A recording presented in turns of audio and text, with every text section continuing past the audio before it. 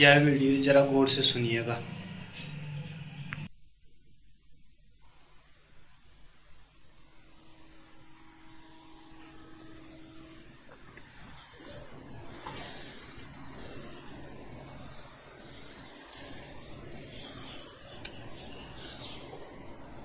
पहला प्रश्न। भगवान बलम व विज्ञानात् भूयः अपि हा श्रुतं विज्ञानवताम् एको बलवान् आकम्पते सा यदा बली भवति अथोत्थाता भवति उत्तिष्ठन् परिचरिता भवति परिचरन् उपसत्ता भवति उपसीदन् द्रष्टा भवति श्रोता भवति मंता भवति बौद्धा भवति कर्ता भवति विज्ञाता भवति।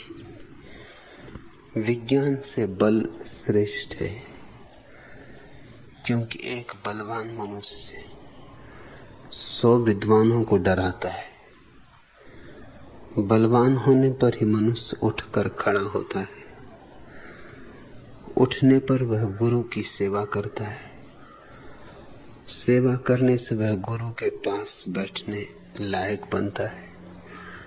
पास बैठने से दृष्टा बनता है, श्रोता बनता है, मनन करने वाला बनता है, बुद्ध बनता है, कर्ता बनता है, विज्ञानी बनता है। भगवान छांदोग्योपनिषद के इस अजीब से सूत्र का आशय क्या है, यह हमें विशद रूप से समझाने की अनुकंपा करें। सहजानंद, यह सूत्र निश्चय ही अजीब सा मालूम होता है। अजीब है नहीं, है तो बहुत प्यारा, है तो बहुत अनूठा, अद्वितीय। छांदोग्य उपनिषद का जैसे सारा छंद इसमें समा गया है, जैसे सारा हजार हजार फूलों से निचोड़कर कोई इत्र इकट्ठा करे, ऐसा यह सूत्र है। पर अजीब सा लगेगा,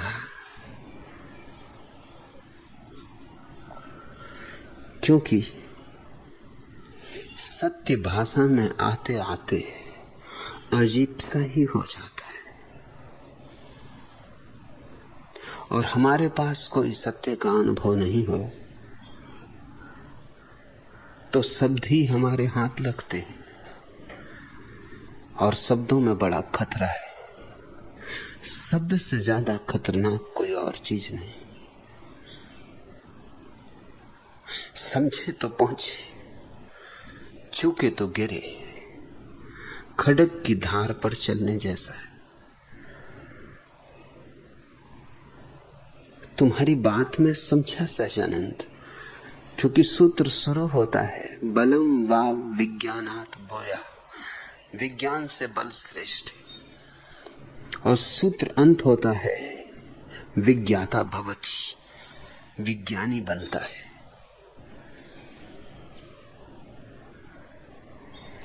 विज्ञान से बल श्रेष्ठ है, ऐसा प्रारंभ।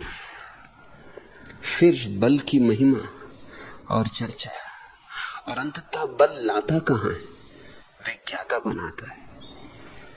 सो तुम उलझे होगे, सोचा होगा यह कैसी बात। फिर और भी बहुत बातें हैं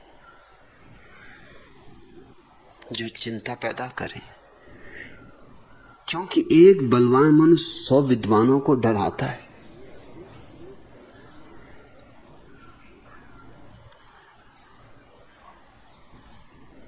विद्वान हम उसे कहते हैं जो जानता है। और बलवान वह तो कोई बड़ी महत्ता की बात नहीं। कोई गामा पहलवान को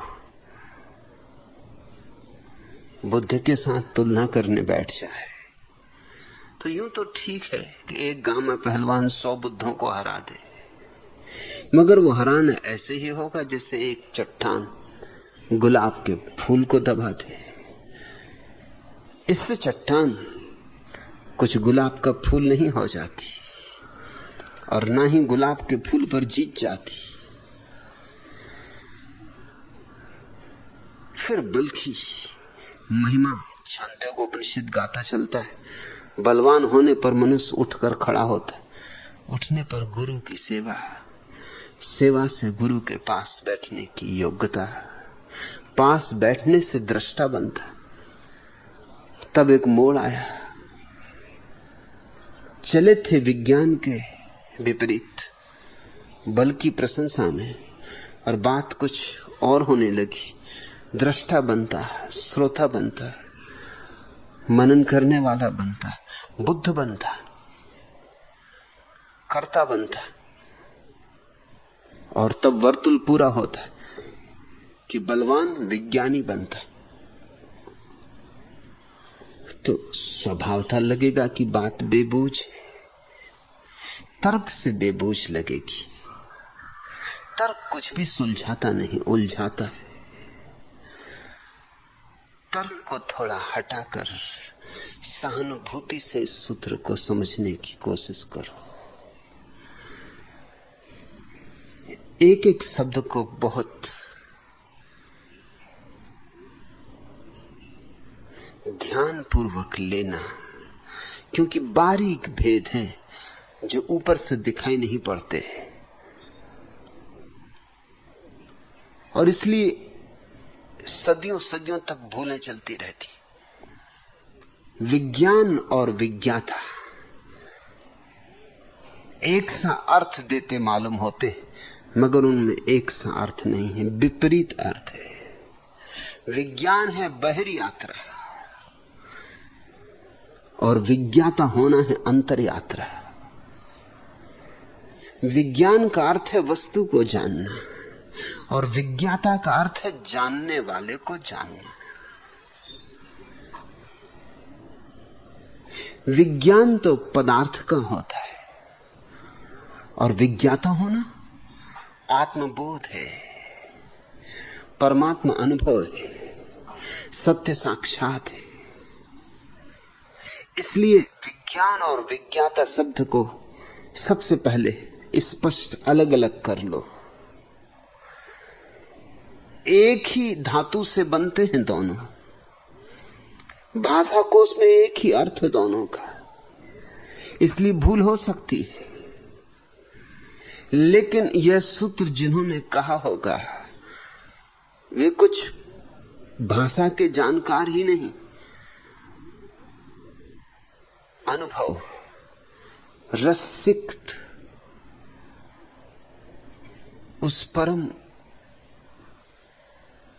विज्ञान की, विज्ञाता की अवस्था में रहे हुए व्यक्ति रहे होंगे। तो पहला भेद विज्ञान अर्थात साइंस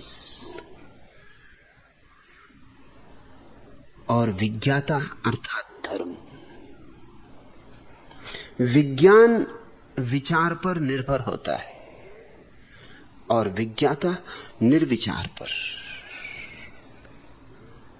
विज्ञान में सोचना होता है, विज्ञाता होने में सोचने का अतिक्रमण करना होता है। जब तक सोच विचार है तब तक मन में उपद्रव है, तब तक झंझावात, आंधियां, तूफान, नाव डमाडोल, किनारा मिलेगा कि नहीं मिलेगा, कि मझधार में ही डूब जाना होगा। यूं ही चिंता में क्षण बीतते, ऐसे ही संताप में समय गुजरता है। अब डूबे तब डूबे की हालत होती।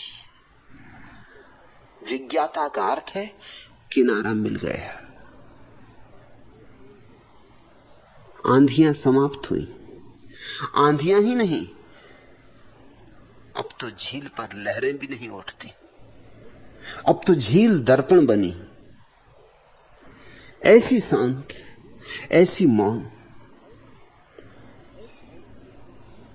कि सारा आकाश वैसा ही प्रतिफलित होता है जैसा है। विज्ञाता पंडित नहीं है, प्रबुद्ध है। विज्ञानी पंडित है, प्रबुद्ध नहीं। अल्बर्ट आइंस्टीन और गौतम बुद्ध का जो भेद है,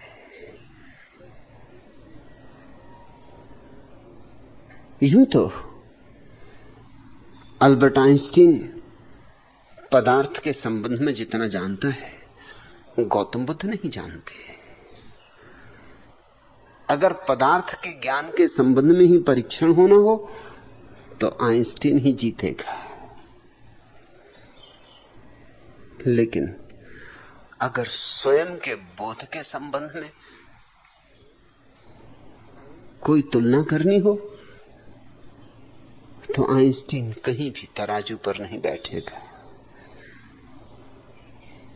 और अंततः वही निर्णायक है। मरते समय आइंस्टीन ने 2 दिन पूर्व ही कहा कि मेरा जीवन अकारथ गया,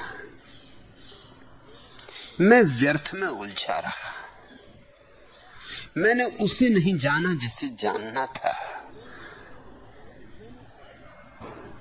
क्या जानना था? जानने वाले को पहले जानना था।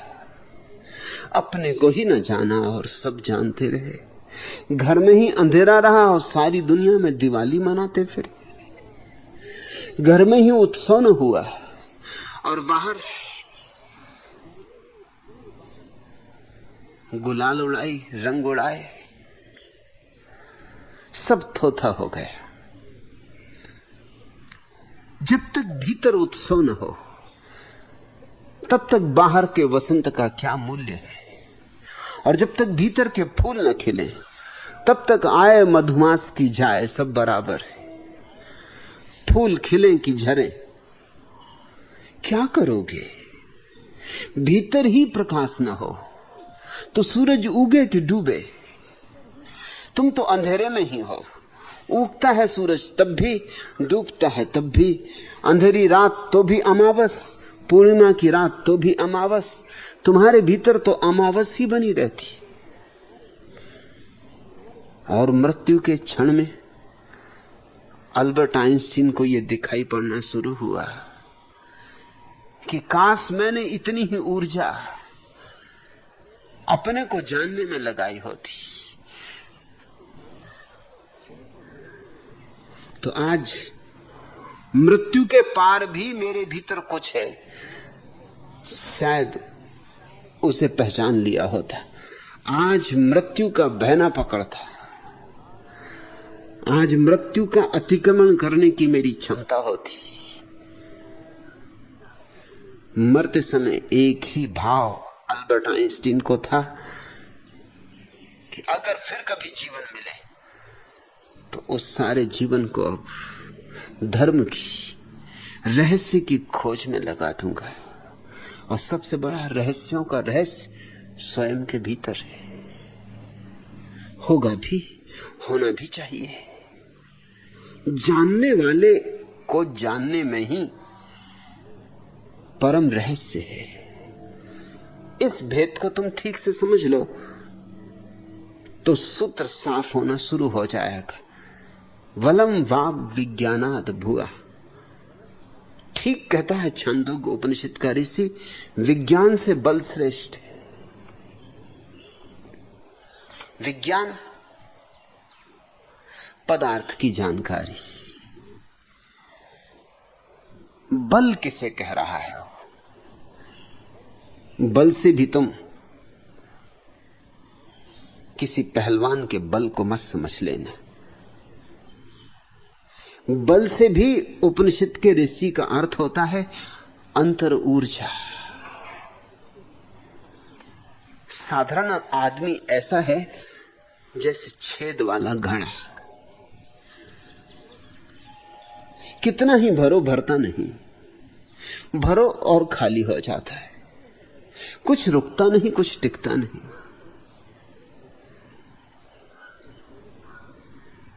एक सूफी फकीर के पास एक युवक ने आके कहा कि बहुत बहुत संतों के पास गया हूं, लेकिन जिसकी तलाश है वो नहीं मिलता। अब आखिरी आपके द्वार पर दस्तक दी, बस हताश हो गया हूं।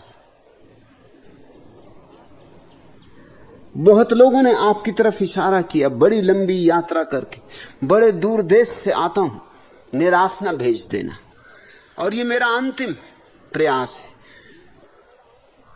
कुछ होना हो तो हो जाए, न होना हो तो न हो, बस मैं हार गया हूं।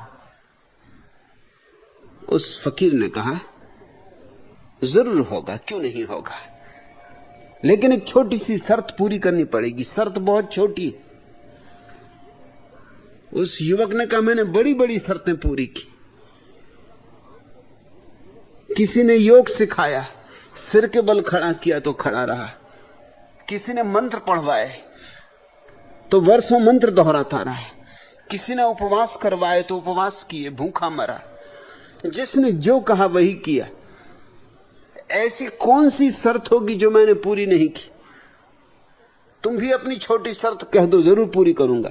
उस फकीर ने कहा, ये सब बड़ी बड़ी बातें, ये मुझे नहीं करनी। बहुत छोटी शर्त है, अभी मैं कुएं पे पानी भरने जा रहा हूं, बस तू इतना करना कि जब मैं पानी भरूं तो बीच में बोलना मत, चुपचाप खड़े रहना। इतना अगर संयम तूने रख लिया तो बस बहुत है, फिर आगे का काम मैं संभाल लूंगा, इतना तू कर ले। उस युवक ने सोचा कि मैं भी किस आदमी के पास आ गया हूं। बड़े तंत्र साधे, मंत्र साधे, यंत्र साधे, और ये पागल मालूम होता है।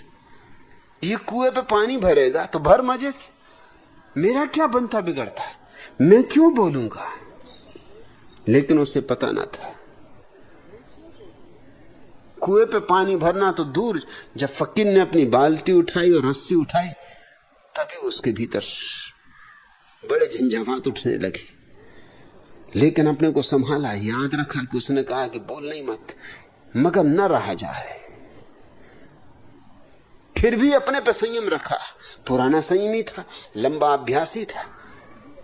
अपनी जवान को कस के पकड़े रहा, होठों को बंद रखा, इधर उधर देखा कि देखो ही मत। न देखोगे न प्रश्न उठेगा। और थोड़ी ही देर की बात है, कुएं पे फकीर पहुंचा, उसने बाल्टी में रस्सी बांधी। युवक यहां वहां देखे। फकीर ने कहा, यहां वहां देखने की जरूरत नहीं, जो मैं कर रहा हूं उसको देख और चुपचाप खड़ा रहे, बोलना मत, प्रश्न उठाना मत, इतनी शर्त तो पूरी कर देना, बाकी मैं सब कर लूंगा। युवक को देखना पड़ा, मगर उसकी बेचैनी तुम नहीं समझ सकते, उसकी मुसीबत तुम नहीं समझ सकते। जो देख रहा था उसे देख के बिना बोले रहा ना जाता था। फकीर ने रस्सी बांधी, बाल्टी कुएं में डाली, बड़ा हिलाया डोलाया बाल्टी को, बड़ा शोरगुल मचाया कुएं में। पानी में डूबी रही बाल्टी तो भरी हुई मालूम पड़ी, फिर खींची तो खाली की खाली आई। फिर दोबारा डाली, संयम टूटने लगा युवक का। जब तीसरी बार बाल्टी डाली, युवक ने कहा, ठहरो, भाड़ में गया ब्रह्म ज्ञान।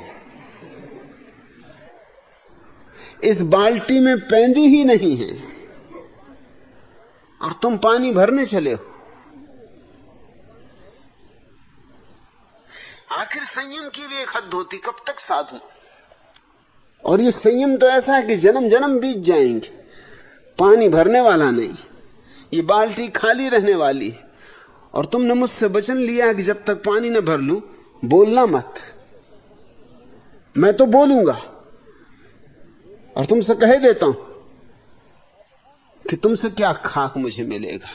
अभी तुम्हें खुद ही ये पता नहीं है कि बिना पेंदी की बाल्टी में पानी भरने चले हो। तुम क्या मुझे ब्रह्म ज्ञान दोगे? फकीर ने कहा, बात खत्म हो गई, नाता रिश्ता टूट गया, शर्त ही खत्म हो गई। जब तू छोटा सा भी काम पूरा ना कर सका, अरे बस ये आखिरी बार था, 3 बार का मैंने तय किया था, मगर तू चूक गया। 3 ही बार पूरे न हो पाए और तूने संयम छोड़ दिया। रास्ते पे लग अपनी। ऐसे आदमी से क्या होगा जिसमें इतना धीरज नहीं? भाग। ये तो मुझे भी पता है कि बाल्टी में पेंदी नहीं। मैं कोई अंधा हूं? बाल्टी में पानी नहीं भरेगा ये भी मुझे पता है। ये तो तेरी धीरज की परीक्षा थी, मगर तू असफल हो गया। अब मैं जानता हूं कि क्यों तू अब तक हताश है। तू सदा हताश रहेगा। एक छोटा सा काम ना कर सका, भाग जा। अब ये शकल मुझे मत दिखा। युवक चला तो, लेकिन अब बड़ी बेचैनी में पड़ गया। बात तो ठीक थी, फकीर पागल नहीं था, कुछ बेबूझ था। सो फकीर सदा हुए। फकीर और बेबूझ ना हो तो क्या खाक फकीर? फकीर और कुछ रहस्यपूर्ण ना हो तो क्या खाक फकीर? पंडित होते हैं तर्क शुद्ध, फकीर तो तर्क शुद्ध नहीं होते, रहस्यमय होते, पहेली की तरह होते। मैंने भी क्या चूक कर दी। ये जरा सी देर और रुक जाता, जरा सी देर की बात थी। और पता नहीं ये आदमी क्या जानता हो, जानता जरूर होगा, क्योंकि ऐसी परीक्षा मेरी किसी ने कभी ली भी न थी। रात भर सो न सका, सुबह ही उठ के पहुंच गया, अंधेरे अंधेरे पहुंच गया।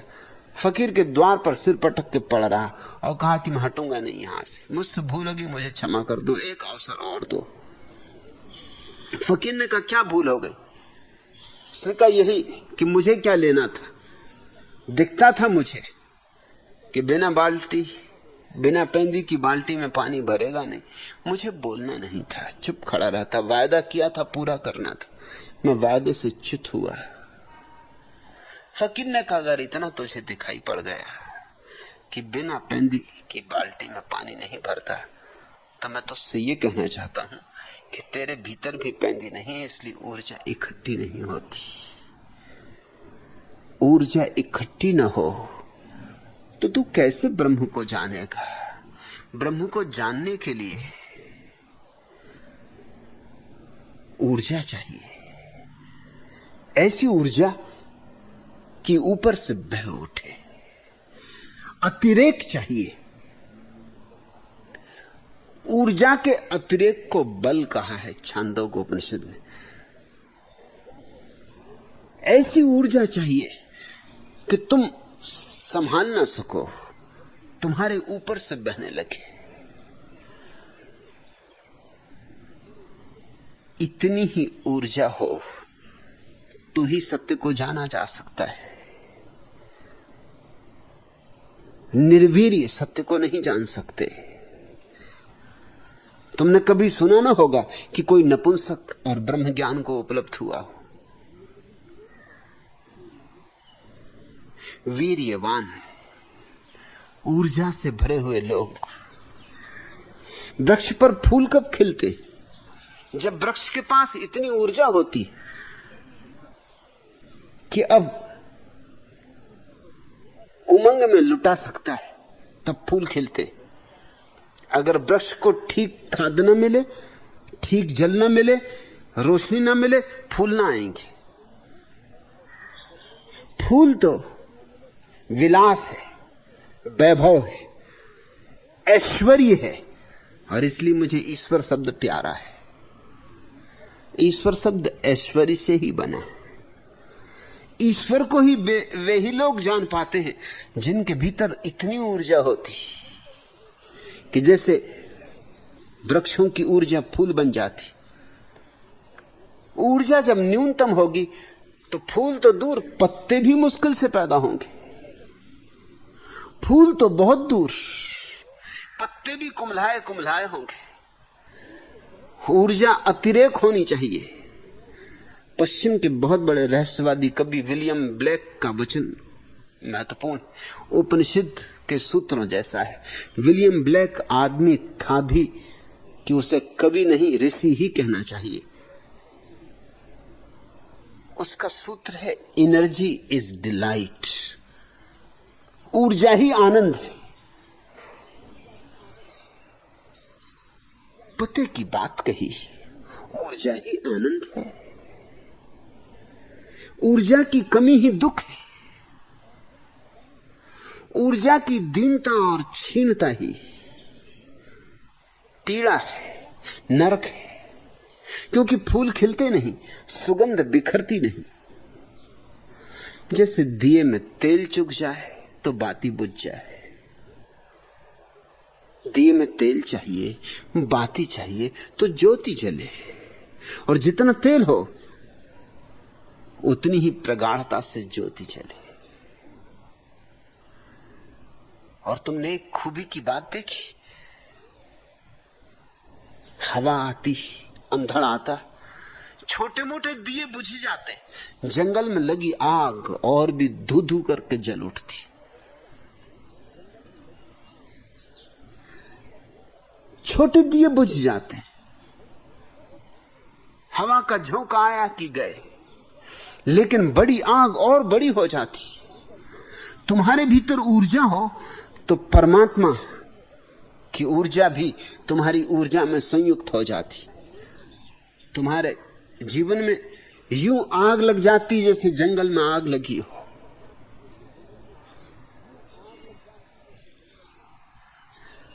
छोटा मोटा दिया हो तो जरा सा हवा का झोंका और उसे बुझा जाता है। इसे स्मरण रखना, क्षुद्र ऊर्जा से नहीं चलेगा, विराट ऊर्जा चाहिए। आकाश की यात्रा पर निकले हो, ईंधन तो चाहिए ही चाहिए, पंखों में बल चाहिए। इसलिए छांदोग्य ठीक कहता है, बलम वा विज्ञानात भुआ, विज्ञान से बल श्रेष्ठ। क्या करोगे जान के गणित, भूगोल, इतिहास? क्या करोगे जानकर भौतिकी, रसायन? इससे ज्यादा श्रेष्ठ है अपनी जीवन ऊर्जा को संग्रहित करना। जीवन ऊर्जा को ऐसे संग्रहित करना कि तुम एक सरोवर हो जाओ, लबालब भरे हुए। तुम में कोई छिद्र न हो जिससे ऊर्जा बहे ना। तुम्हारा घड़ा जब पूरा भरा हो, ऐश्वर्य से भरा हो, तो ईश्वर को जानने की क्षमता है। मेरी बात लोगों को अखरती है क्योंकि लोग समझते नहीं, लेकिन मैं तुमसे फिर दोहरा के कहना चाहता हूं कि ईश्वर को जानना इस जगत में सबसे बड़ा विलास है। ये धन का विलास कुछ भी नहीं, ये पद का विलास कुछ भी नहीं। ईश्वर को जानना सबसे बड़ा विलास है, क्योंकि वह परम ऐश्वर्य की अनुभूति है। और उस परम ऐश्वर्य की अनुभूति के लिए पहले तुम्हें ऊर्जा को बचाना होगा, संग्रहित करना होगा। और तुम व्यर्थ गंवा रहे हो। तुम्हारी 99% ऊर्जा कचरे घर में जा रही। फूल उगे तो कैसे उगे, ज्योति जगे तो कैसे जगे। नृत्य हो तो कहां से हो, थके मांदे तुम क्या नाचोगे। टूटे फूटे तुम क्या नाचोगे। और जब नाच नहीं पाते तो बहाने खोजते हो, कहते हो आंगन टेढ़ा। नाच न आवे आंगन टेढ़ा। अब आंगन के टेढ़े होने से कुछ नाचने में बाधा पड़ सकती। अरे जिसको नाचना है, आंगन टेढ़ा हो कि सीधा हो, नाचेगा। अगर नाच है तो आंगन को ही सीधा होना पड़ेगा। नाचने वाले की ऊर्जा आंगन को सीधा कर देगी। आंगन का तिरछा होना कहीं नाचने वाले को रोक सकता है। लेकिन क्या क्या बहाने हम खोजते। ऊर्जा की कमी है। पूछते फिरते हैं कि जीवन में दुख क्यों है। दुख का कारण सिर्फ इतना है कि सुख होता है ऊर्जा के अतिरेक से, महा अतिरेक से आनंद होता है। और तुम्हारे जीवन में बूंद बूंद कर सब चुका जा रहा है। और ख्याल रखना, बूंद बूंद गिरता है, लेकिन गागर ही नहीं, सागर भी खाली हो जाता है। बूंद बूंद गिरता रहे, तुमसे अलग होता रहे, बूंद बूंद टपकती रहे तो गागर तो खाली होगी ही, सागर भी खाली हो जाता।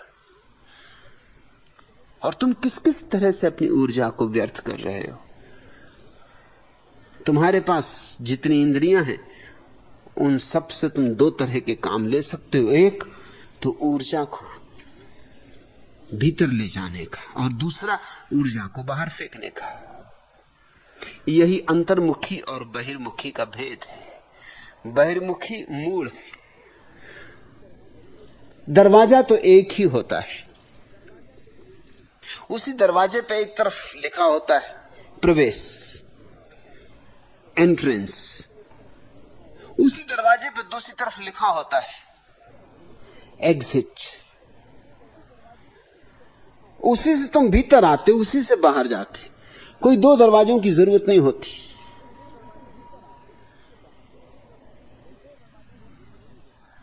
एक ही दरवाजा काफी होता है। तुम्हारी आंख से तुम्हारे देखने की ऊर्जा बाहर भी जाती और भीतर भी आती। जो समझदार है वो आंख से ऊर्जा को इकट्ठा करता है, और जो नासमझ है वो गंवाता है। जो नासमझ है आंख उसके लिए छेद हो जाती, और जो समझदार है आंख उसके लिए संग्राहक हो जाती। बुद्ध ने कहा है, राह पर चलो तो 4 कदम से ज्यादा मत देखना। क्यों? क्योंकि ज्यादा की क्या जरूरत है। चलना है तो 4 कदम देखना पर्याप्त है। जब 4 कदम चल लोगे तो 4 कदम आगे दिखाई पड़ने लगेगा। 4 कदम देखते देखते तो हजारों मील की यात्रा पूरी हो जाएगी। लेकिन तुम 4 कदम छोड़ के सब देखते हो। वो 4 कदम भर नहीं देखते जो चलने। दीवाल पर लिखा है डोंगरे का बालमृत, पढ़ो।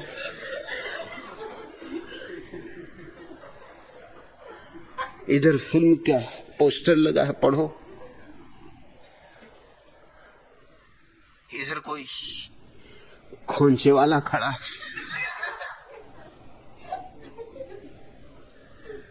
उधर कोई स्त्री गुजर गई, इधर किसी छेल छबीले ने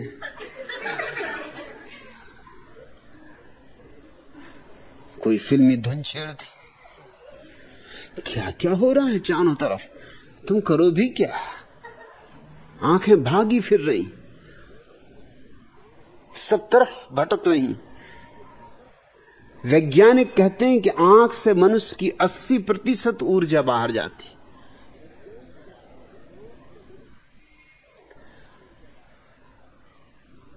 फिर कान भी वही कर रहे हैं। तुम क्या सुनते हो? गलत हो तो जल्दी सुनते हो, ठीक हो तो सुनते ही नहीं। अरे ठीक में क्या रखा है? ठीक में कोई समाचार होता है, गलत में समाचार होता है। किसकी स्त्री किसके साथ भाग गई, इसमें कुछ समाचार होता है, मजा आ जाता है। 5 सरक आते हैं लोग जब ऐसी बातें होने लगती, गुफ्तगू होने लगती, फुसफुसा के बातें करने लगते। और जब दो आदमी फुसफुसा के बातें करें तो जितने आदमी सब सुनने लगते, क्योंकि जब बात फुसफुसा के हो रही तो जरा गहरी हो रही, कोई बात गहरी हो रही। जिस बात को सबको सुनाना हो फुसफुसा के कहना, किसी के कान में कह देना और उससे यह भी कह देना कि भैया किसी को बताना मत, कि कसम है तुम्हें मेरी, अगर किसी को बताओ बस वो बात पूरे गांव में पहुंच जाएगी, वो हर एक के कान में पहुंच जाएगी। कचरा सुन रहे हो, कचरा देख रहे हो, कचरा पढ़ रहे हो और फिर कहते हो दुख क्यों है। कचरा खा रहे हो, कचरा पी रहे हो, तुमसे शुद्ध जल न पिया जाए, कोका कोला चाहिए।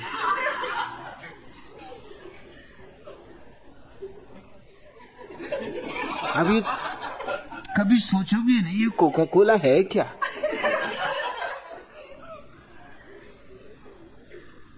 इसमें है क्या, मगर सारी दुनिया पी रही। और अखबारों में बड़े बड़े पोस्टर छपे हुए,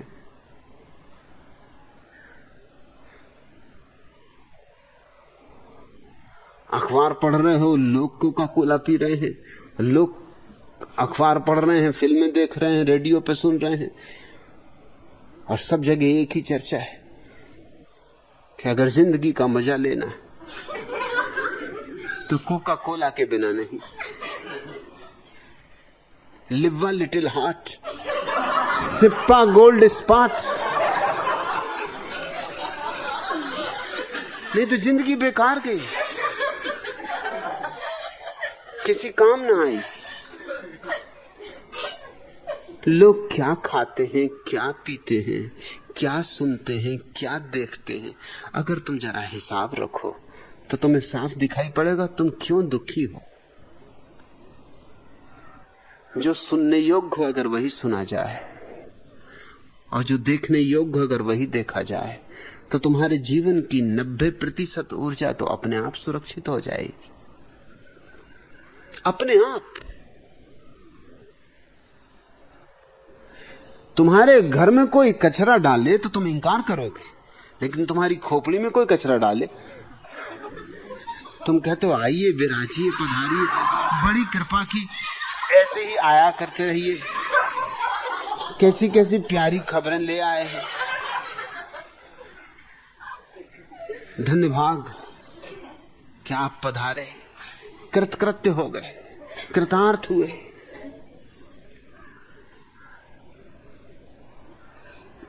फिल्में देखने जा रहे हो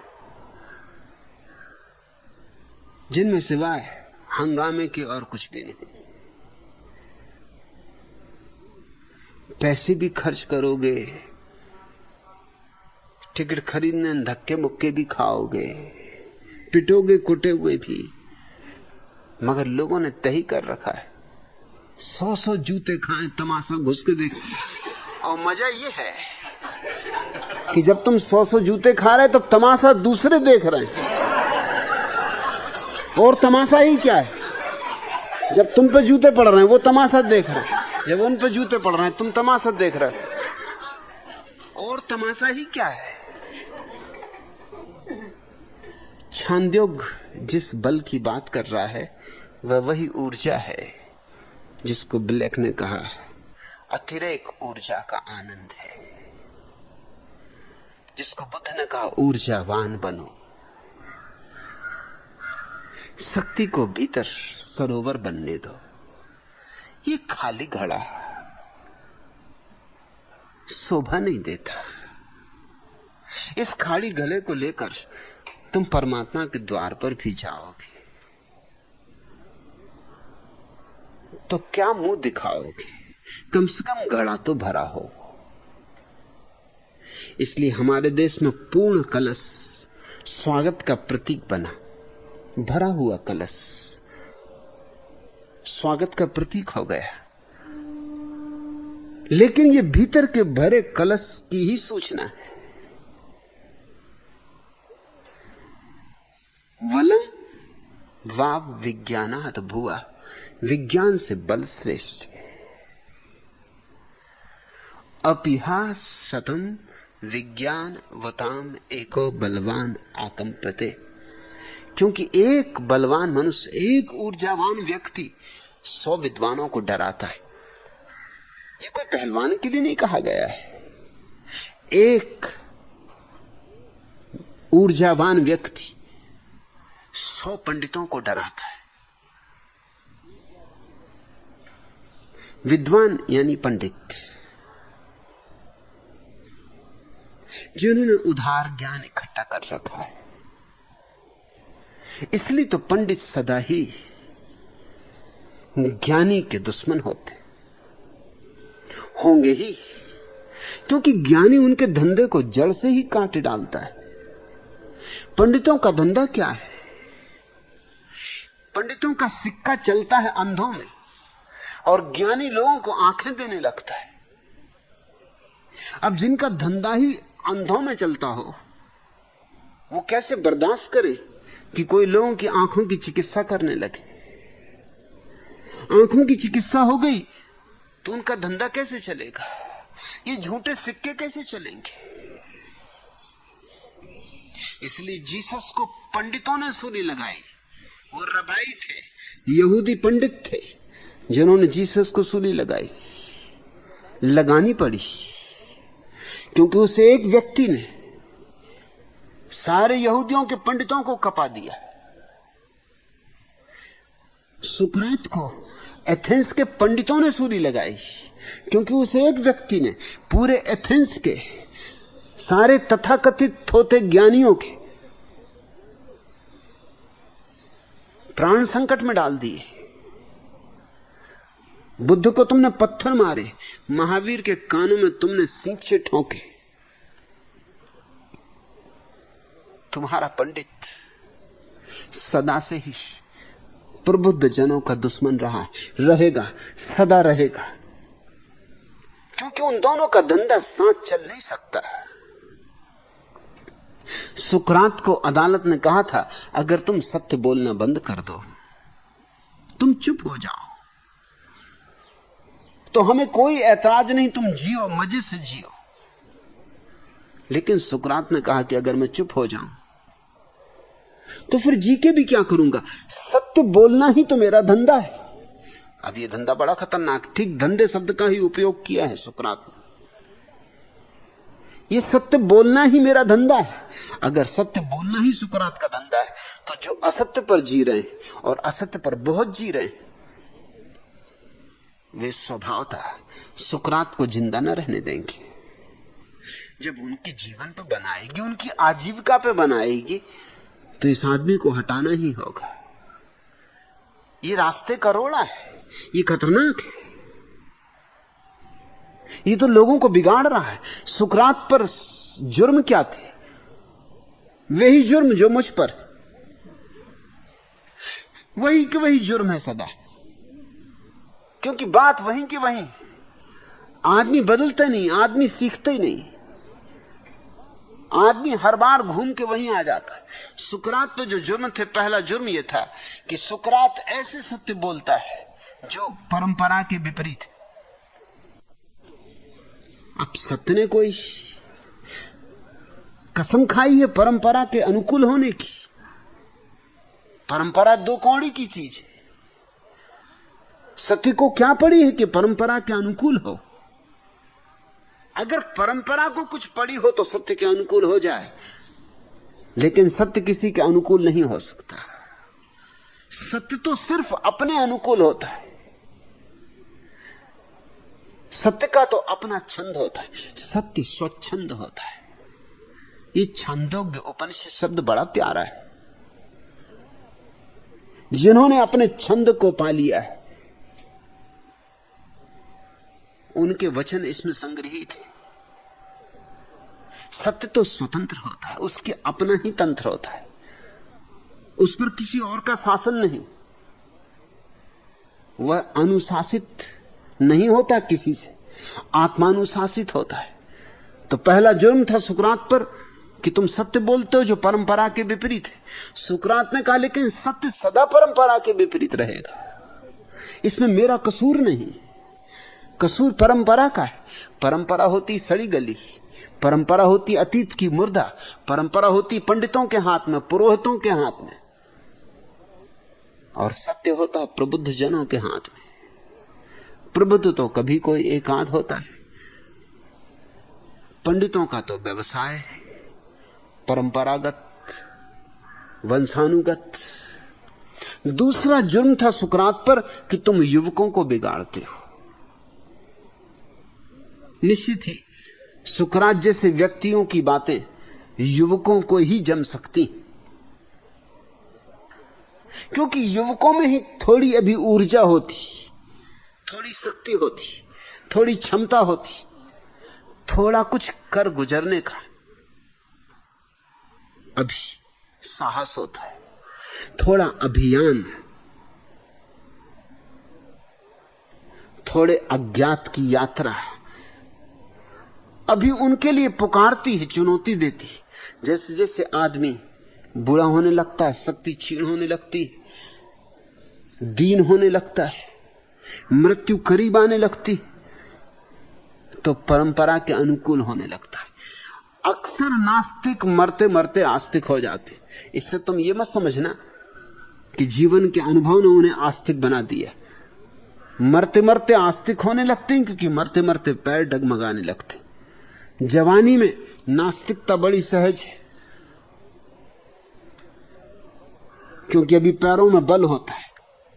बुढ़ापे में मौत दरवाजे पे दस्तक देने लगती, भय पकड़ने लगता है हो ना हो परमात्मा हो, कौन जाने परमात्मा हो। मैं इंकार करता रहा, पीछे किसी मुसीबत में ना पड़ूं।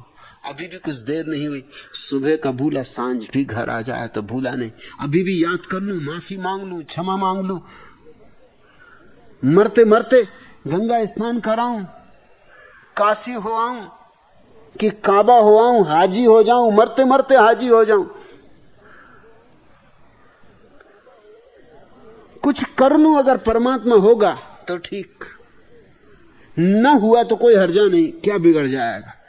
समझेंगे कि चलो एक यात्रा कराए, काशी की कैलाश की कि काबा की, क्या बुरा, क्या बिगड़ गया।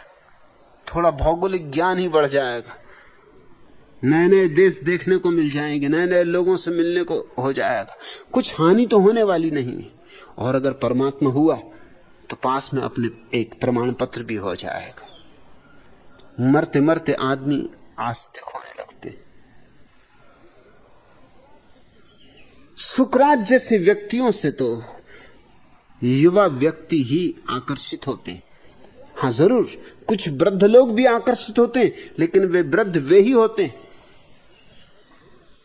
जिनका शरीर बूढ़ा हो गया होगा, लेकिन जिनकी आत्मा में अभी भी युवक होने की क्षमता है, जिनमें अभी भी दुस्साहस है, जो अभी भी अज्ञात की यात्रा पर निकल सकते, जो अपनी छोटी सी डोंगी को लेकर अभी भी उस सागर में उतर जा सकते हैं जिसका दूसरा किनारा दिखाई नहीं पड़ता। सत्य तो थोड़े से दुस्साहसी लोगों की ही बात है। भीड़ तो असत्य में जिएगी क्योंकि भीड़ सांत्वना चाहती है, सत्य नहीं चाहती। इसलिए एक भी सत्य को जानने वाला व्यक्ति हजारों पंडितों के लिए संकट बन जाता है। और कैसा मजा है, हिंदू पंडित मुसलमान पंडित के खिलाफ, मुसलमान पंडित ईसाई पंडित के खिलाफ, ईसाई पंडित यहूदी पंडित के खिलाफ, यहूदी पंडित पारसी पंडित के खिलाफ। लेकिन सुकरात जैसे व्यक्ति के संबंध में ये सारे पंडित एक साथ राजी हो जाते।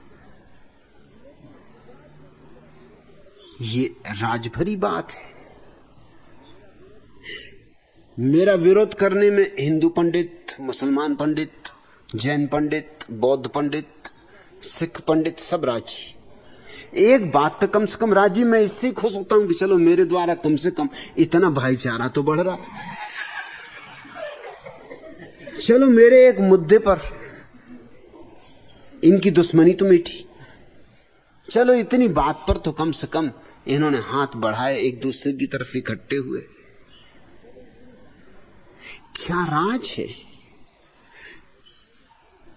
इनका? एक दूसरे से जो दुश्मनी है वो केवल औपचारिक है। वो दो दुकानदारों की दुश्मनी, वो प्रतिस्पर्धा है दुकानदारों की। लेकिन मेरा जैसे व्यक्ति तो उनके दोनों की ही दुकान की जड़ों को काट रहा है, एक साथ काट रहा है। मेरे खिलाफ तो वो दोनों इकट्ठे हो जाएंगे। यह छांदोग्य उपनिषद ठीक कहता है, क्योंकि एक ऊर्जावान व्यक्ति 100 विद्वानों को डराता है, आकंपित कर देता है। आकंपित शब्द डराने से भी महत्वपूर्ण है। उनके प्राण थरथरा जाते, भूकंप आ जाता है,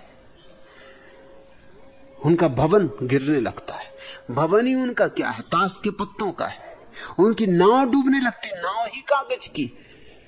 खिलौनों से खेल रहे और दूसरों को भी खिलौनों में भरमा रहे। क्या क्या मजा चल रहा है धर्म के नाम पर, कैसे कैसे खेल चल रहे और कितनी गंभीरता से चल रहे हैं।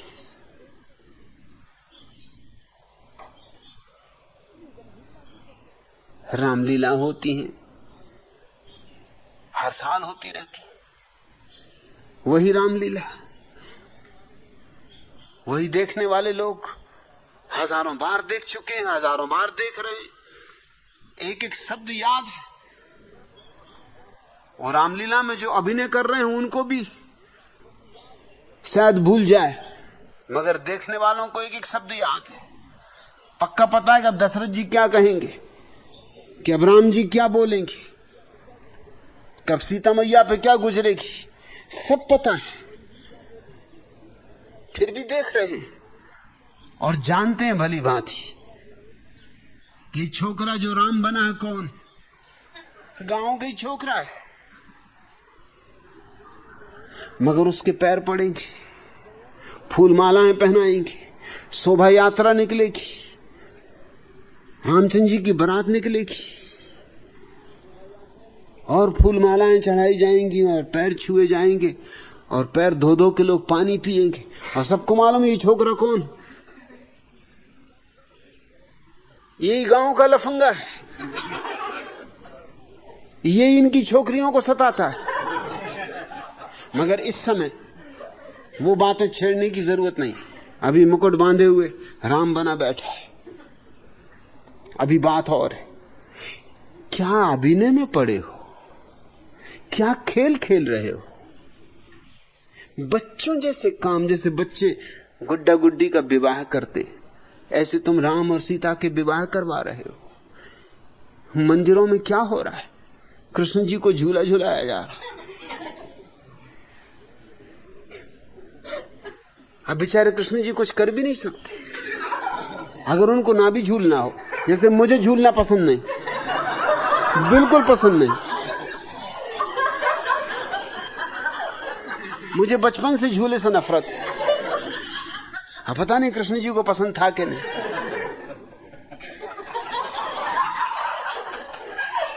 उनको चक्कर भी आ रहा हो तो कोई बात नहीं। भक्त लोग झूला झूला रहे हैं तो झूलना पड़ रहा है। और भक्तों के हाथ में सब है, जब लिटा दें तो लेट जाओ, जब उठा दें तो उठ जाओ, जब पट खोलें मंदिर के तो खुल जाएं, जब बंद कर दें तो बंद हो जाएं। क्या खेल कर रहे हो? मूर्तियां बना ली हैं, अपनी ही कल्पना के जाल है सब। कोई राम को पूज रहा है, कोई कृष्ण को पूज रहा है, कोई बुद्ध को, कोई महावीर को। पत्थर की मूर्तियां यूं पूजी जा रही जैसे इनकी पूजा से तुम्हें सत्य मिल जाएगा। यूं कोई पूछता नहीं कि महावीर ने किसी की मूर्ति पूजी थी। ये पूछना शायद शिष्टाचार नहीं।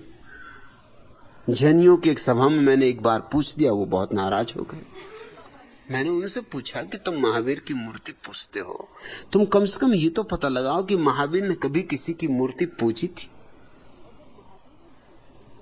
और जब महावीर ने ही नहीं पूजी तो तुम महावीर की मूर्ति पूजकर महावीर के अनुयायी नहीं हो, दुश्मन। अगर महावीर के सच्चे अनुयायी हो तो पूजो मत। महावीर ने तो शिक्षा दी है, असरण भावना, बड़ी अद्भुत शिक्षा। किसी की शरण ही न जाना, पूजने का तो सवाल ही नहीं उठता, क्योंकि तुम्हारे भीतर ही बैठा है परमात्मा। तुम किसको पूज रहे हो? खोजो, पूजो मत। जागो, पूजो मत। आविष्कार करो अपने भीतर। जिसे तुम बाहर पूज रहे हो वो बाहर नहीं है, वो तुम्हारे भीतर है। वो पूजा करने वाले में छिपा है, खोजने वाले में ही खोज का गंतव्य है। तुम्हारे जानने वाले में ही वह छिपा है जिसे जानना है। तो महावीर ने कहा असरण भावना, मगर बड़ा मजा है। महावीर की मूर्तियां ही मूर्तियां सारे देश में।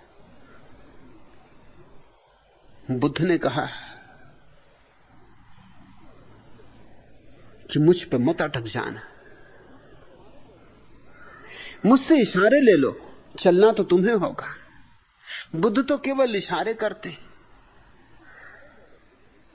लेकिन बस बुद्ध की जितनी मूर्तियां बनी किसी की भी नहीं।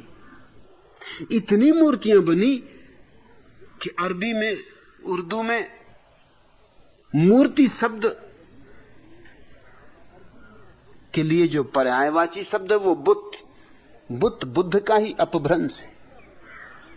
इतनी मूर्तियां बनी कि बुद्ध शब्द ही बुद्ध का पर्यायवाची हो गया, मूर्ति का पर्यायवाची हो गया। सबसे पहले बुद्ध की मूर्तियां बनी और बुद्ध ने इंकार किया था कि मेरी बात को इसलिए मत मानना कि मैंने कहा है, मेरी बात को तब मानना जब तुम जान लो। और बुद्ध ने किसकी मूर्ति पूजी थी? किसी की भी मूर्ति नहीं पूजी थी। बुद्ध का कसूर ही यही था। अगर वो किसी की मूर्ति पूजे होते तो आज भारत में हिंदू उनको अपने सिर पर धारण करते, उनकी भी पालकी निकलती। लेकिन हिंदुस्तान से बुद्ध को हिंदुओं ने उखाड़ फेंका। कारण क्या था? क्योंकि बुद्ध ने न राम को पूजा न कृष्ण को पूजा। बुद्ध ने किसी को पूजा ही नहीं। बुद्ध ने परंपरा को कोई सहारा न दिया। बुद्ध ने तो भीतर के सत्य को, नग्न सत्य को वैसा का वैसा रख दिया जैसा था। लगे किसी को चोट तो लगे, प्रीति कर लगे तो ठीक, अप्रीति कर लगे तो ठीक, सत्य को तो कहना ही होगा। स्वभावता पंडित थरथराते, बलवान होने पर ही मनुष्य उठकर खड़ा होता। बलवान शब्द की जगह हमेशा तुम पढ़ना ऊर्जावान, तब तुम्हारे लिए इस सूत्र का अर्थ बिल्कुल स्पष्ट हो जाएगा। ऊर्जावान होने पर ही मनुष्य उठकर खड़ा होता है। तुम कहोगे ये भी क्या बात हुई, हम सब तो उठ के खड़े होते। ये कोई उठ के खड़ा होना नहीं, तुम्हारी चेतना तो सोई हुई है। तुम भला खड़े हो गए हो, मगर तुम्हारी चेतना तो बिल्कुल सोई हुई है। जब ऋषि उठकर खड़े होने की बात करते हैं तो तुम्हारी चेतना के खड़े होने की बात करते हैं। वैज्ञानिक कहते हैं, चार्ल्स डार्विन और उनके अनुयायी, कि बंदर से आदमी बना। और बनने में सबसे बड़ा कारण क्या था?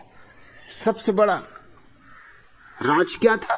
क्योंकि बंदर तो चारों हाथ पैर से चलता है, आदमी दो पैर पे खड़ा हो गया। आदमी का खड़ा हो जाना दो पैर पर विकास में सबसे बड़ा चरण सिद्ध हुआ। दो पैर पे खड़े हो जाने के कारण ही आदमी और बंदर में जमीन आसमान का अंतर हो गया। कहां बंदर और कहां आदमी। आज तो कोई कहता भी है कि बंदर से आदमी पैदा हुआ, तो तुम्हें अपमानजनक मालूम होता है, लेकिन क्रांति घटी सिर्फ छोटी सी बात से कि आदमी का शरीर सीधा खड़ा हो गया। सीधा खड़े होने से बहुत से फर्क पड़ गए। सबसे बड़ा फर्क तो यह पड़ा कि जब जानवर, कोई भी जानवर चारों हाथ पैर से चलता है तो उसके मस्तिष्क में खून की मात्रा ज्यादा पहुंचती है। इसलिए खून की अधिक मात्रा पहुंचने के कारण सूक्ष्म तंतु विकसित नहीं हो पाते। खून के बहाव के कारण टूट जाते, बनते भी हैं तो टूट जाते। और तंतु बहुत सूक्ष्म मस्तिष्क है। तुम्हारे इस छोटे से सिर में 7 करोड़ तंतु बड़े बारीक हैं, इतने बारीक हैं कि तुम्हारा बाल भी इतना बारीक नहीं। वैज्ञानिक कहते हैं कि अगर मस्तिष्क के तंतुओं को एक के ऊपर एक, एक के ऊपर एक रखा जाए तो 1000 तंतुओं को रखने से तुम्हारे बाल की मोटाई के बराबर तंतु बनेगा। इतने सूक्ष्म तंतुओं को जरा ही खून की गति ज्यादा हुई कि वो टूट जाते। उनके टूट जाने से मस्तिष्क विकसित नहीं हो पाया जानवरों का। आदमी खड़ा हो गए 2 पैर से। इसका परिणाम सबसे बड़ा तो यह हुआ कि गुरुत्वाकर्षण के विपरीत होने के कारण उसके सिर तक खून कम पहुंचने लगा। स्वभाव था, क्योंकि गुरुत्वाकर्षण नीचे की तरफ खींचता है वस्तुओं को, खून को भी नीचे की तरफ खींचता है। मस्तिष्क की तरफ खून कम जाने लगा। इसलिए तो तुम बिना तकिए के रात में सो नहीं सकते। अगर बिना तकिए के सोओगे तो जागे ही रहोगे, क्योंकि खून इतना पहुंचता रहेगा मस्तिष्क में कि वो तुम्हें सोने नहीं देगा, जगाए रखेगा, तंतुओं में हलबड़ी मचा रखेगा। इसलिए तकिया चाहिए। तकिया तुम्हारे सिर को ऊंचा कर देता है, शरीर को सिर से नीचा कर देता है। खून कम पहुंचता है। खून कम पहुंचता है, तुम आराम से सो पाते हो। इसलिए मैं शीर्षासन के पक्ष में नहीं हूं, क्योंकि शीर्षासन मस्तिष्क को निश्चित नुकसान पहुंचाता है। और मैंने अभी तक एक ऐसा शीर्षासन करने वाला व्यक्ति नहीं देखा जिसमें कोई प्रतिभा हो। बुद्धू बहुत तरह के देखे। खोपड़ी के बल खड़े हुए लोग बुद्धू ही हो सकते। पहले तो बुद्धू होने ही चाहिए, तब वो खोपड़ी के बल खड़े होंगे। दूसरा, फिर खोपड़ी के बल खड़े होने से और बुद्धूपन पैदा होगा। और जितनी ज्यादा देर खड़े होंगे उतने बुद्धू होंगे। हाँ, ये बात जरूर है कि उनमें पशुओं जैसा बल आ सकता है, क्योंकि मस्तिष्क की प्रतिभा के तंतु तो टूट जाएंगे, तो लट्ठी लट्ठ बचेगा। बुद्धि तो गई। तो हो सकता है शरीर के लिए तो स्वास्थ्यप्रद हो, लेकिन मस्तिष्क के लिए तो हानिप्रद है। और ये तो पक्की बात है। बंदर से जूझ के देख लो तो पता चल जाएगा। एक बंदर पर्याप्त हो तुम्हारे बड़े से बड़े पहलवान को भी ठंडा कर देने के लिए। विवेकानंद के पीछे एक बंदर पड़ गया था। बंदर भी अजीब होते हैं, कुछ जानवरों में खूबी होती, बंदर और कुत्तों में खासकर, कि वर्दीधारियों के खिलाफ होती। पुलिस वाला हो, पोस्टमैन हो, सन्यासी हो, वर्दी वाला दिखा कि कुत्ते भौंके कि बंदर नाराज हुआ। विवेकानंद चले जा रहे होंगे अपना लठ लिए, वर्दीधारी, एक बंदर उनके पीछे हो लिया, उन्हें डरवाने लगा। विवेकानंद घबराए। यूं तो बहादुर आदमी थे, पूरे पूरे छतरी तो नहीं थे, मगर खत्री तो थे ही। अब तुम पूछोगे छतरी और खत्री में क्या भेद होता? भेद भारी। सच तो ये कि छतरी अब दुनिया में कोई नहीं, खत्री ही खत्री। क्योंकि छतरी तो परशुराम ही खत्म कर गए। तुमने कहानी तो पढ़ी कि परशुराम ने 18 बार पृथ्वी को छतरियों से खाली कर दिया। सारे छतरी मार डाले 18 बार, एक बार भी नहीं। मगर फिर भी छतरी तो है। तो ये छतरी कहां से आए? ये खत्री है। खत्री का मतलब ये होता है कि पूरे पूरे छतरी नहीं। उन पुराने दिनों में ऋषि मुनियों से ये काम लिया जाता था, इसलिए तो तुमको लोग कहते ऋषि मुनियों की संतान। क्योंकि जब परशुराम ने सारे छतरी मार डाले तब क्या करना? स्त्रियों को तो मार नहीं सकते थे परशुराम। वो जरा उनको हेटा काम मालूम पड़ा होगा कि क्या स्त्रियों को मारना। तो ब्राह्मणियां तो बच गई, विधवाएं बच गई।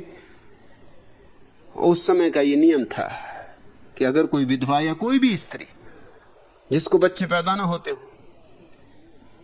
किसी कारण से वो ऋषि मुनियों से जाके प्रार्थना करे तो वो दया बस बाल बच्चे पैदा करवा देते थे। उनका काम वही था जो कि हम शिव जी के नंदी से लेते। ऋषि मुनि थे, समाज की सेवा ही उनका कार्य था, परोपकार के लिए ही जीते थे। सो खत्री यानी ऋषि मुनियों की संतान।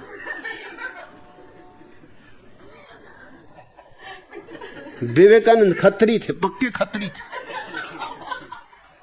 डंडा लिए और अकड़ के चले जा रहे।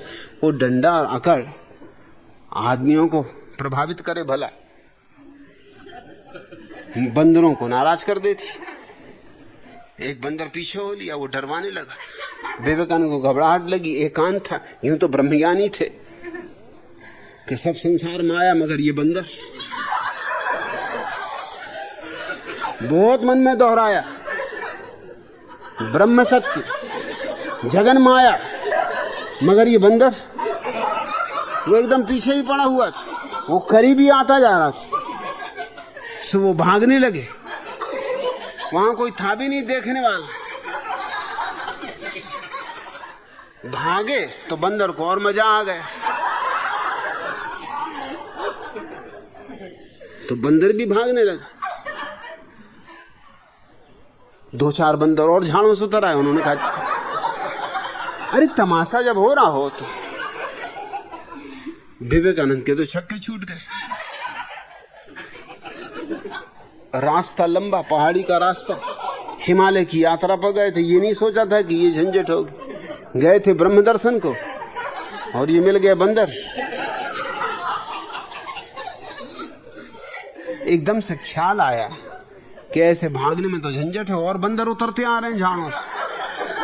ऐसे अगर भागते रहे थोड़ी देर में ये लोग मुसीबत कर देंगे। अब तो कुछ करना पड़ेगा। तो रुक के खड़े हो गए, लौट के खड़े हो गए डंडा टेक के। कब जो कुछ होगा होगा। कड़ी कर ली हिम्मत, संयम साधा, मंत्र तंत्र पढ़ा होगा, स्मरण किया हुआ कि हे परमहंस रामकृष्ण देव, अरे अब तो काम आओ।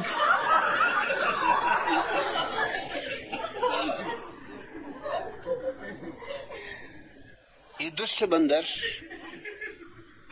और अपने वाले लाल मुंह वाले, काले मुंह बंदर होते तो भी ठीक था कि रावण के भक्त थे, चलो कोई बात नहीं। मगर अपने वाले राम जी के सेवक, हनुमान जी के वंशज, ये इस तरह की हरकत कर रहे हैं। कलयुग बिल्कुल निश्चित आ गया है। मगर वो खड़े हुए डंडा टेक के, तो बंदर भी रुक गए। बंदर होते नकलची। उन्होंने देखा ये आदमी रुक गए, वो भी रुक गए। तब जरा विवेकानंद की हिम्मत बढ़ी। विवेकानंद जरा 2 कदम उनकी तरफ बढ़े तो बंदर जरा पीछे हटे। विवेकानंद जरा डंडा बजा के उनके पीछे भागे तो बंदर भागे। तो विवेकानंद ने अपने संस्मरणों में लिखा है कि उस दिन मुझे समझ में आया कि भागने से कोई सार नहीं, मुसीबत आए तो टिक के सामने कर लेना ठीक है।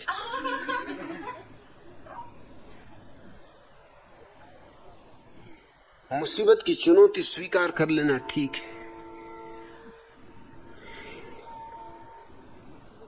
चार्ल्स डार्विन और उनके अनुयायी कहते हैं कि मनुष्य विकसित हुआ है क्योंकि खड़ा हुआ है। शरीर की दृष्टि से एक तो मस्तिष्क को खून कम मिला, उससे सूक्ष्म तंतु विकसित हुए।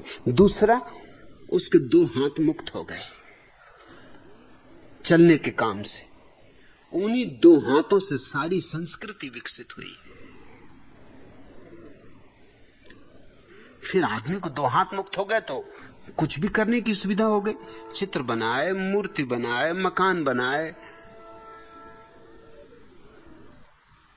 जयराम जी करे, हाथ मिलाए, गले मिले, सारी संस्कृति, सारी सभ्यता उन 2 हाथों का खेल। अब वो चलने में उलझे रहते तो ये विकास नहीं हो सकता था। फिर विकास होते होते बात बढ़ती चली गई, विज्ञान खोजा, यंत्र बने, आदमी के हाथ खाली थे, उनके लिए काम चाहिए था। तो मनुष्य का सारा विकास शरीर के सीधे खड़े होने से। लेकिन उपनिषद के ऋषि कहते हैं अगर शरीर के सीधे खड़े होने से इतना विकास हुआ तो जिस दिन तुम्हारी चेतना भी सीधी खड़ी हो जाएगी उस दिन कितना विकास न होगा। ये सूत्र बड़ा प्यारा है। सा यदा बलि भवति अथोत्थाता भवति। बलवान होने पर मनुष्य उठकर खड़ा हो जाता है, चेतना उसकी खड़ी हो जाती। जैसे ज्योति आकाश की तरफ उठने लगे ऐसी उसकी चेतना ऊर्ध्वगामी हो जाती। और जिसकी चेतना ऊर्ध्वगामी है अथोत्थाता भवति, जो ज्योति की तरह ऊपर की तरफ बढ़ा जा रहा है, उसी के जीवन में ये सारी अद्भुत घटनाएं घटती। उत्तिष्ठन् परिचर्ता भवति। ऐसी जिसकी चेतना ऊपर की तरफ उठने लगी वही गुरु के सानिध्य को उपलब्ध हो सकता है, क्योंकि गुरु वह है जो ऊपर जा चुका। उससे संबंध उन्हीं का हो सकता है जो स्वयं भी ऊपर की तरफ जाने लगे। कुछ तो समानता होनी चाहिए, कम से कम दिशा की समानता होनी चाहिए। तुम नीचे की तरफ जा रहे हो तो फिर कैसे गुरु से मिलन होगा?